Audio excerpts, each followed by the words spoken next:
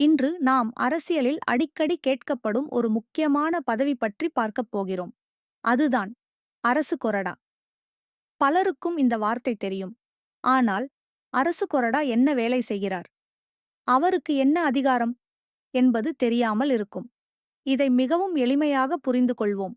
ஒரு சட்டமன்றத்தில் அல்லது பாராளுமன்றத்தில் ஒரு கட்சியின் எம்.எல்.ஏக்கள் அல்லது எம்பிக்கள் ஒழுங்காக செயல்பட வேண்டும். அவர்கள் கட்சியின் முடிவுகளுக்கு ஏற்ப வாக்களிக்க வேண்டும். இதனை கண்காணித்து கட்டுப்படுத்தும் நபர்தான் கொறடா. ஆளும் கட்சியின் சார்பில் செயல்பட்டால் அவரை அரசு கொறடா என்று அழைப்பார்கள். எளிமையாக சொன்னால் முதல்வருக்கும் அமைச்சரவைக்கும் அடுத்தபடியாக சட்டமன்றத்தில் கட்சியின் ஒழுங்கை பார்த்து கொள்ளும் முக்கியமான நபர்தான் அரசு கொறடா. அவருடைய முக்கிய பொறுப்புகள் என்ன?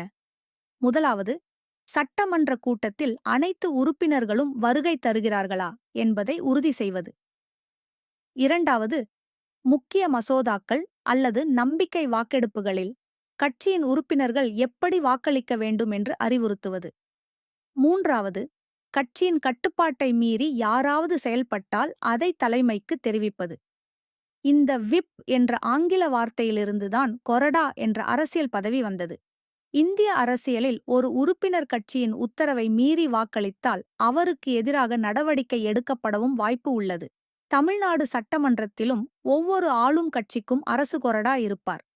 அவர் தினசரி சட்டமன்ற நடவடிக்கைகளை ஒருங்கிணைப்பதில் முக்கிய பங்கு வகிப்பார். அதனால்தான் அரசியலில் அரசு கொறடா என்பது சாதாரண பதவி அல்ல. கட்சியின் ஒழுங்கையும் ஆட்சியின் நிலைத்தன்மையையும் பாதுகாக்கும் முக்கிய பொறுப்பு அது. இந்த தகவல் உங்களுக்கு பயனுள்ளதாக இருந்தால் இந்த வீடியோவை பகிருங்கள். மேலும் இதுபோன்ற அரசியல் விளக்கங்களை தெரிந்து கொள்ள தொடர்ந்து இணைந்திருங்கள்.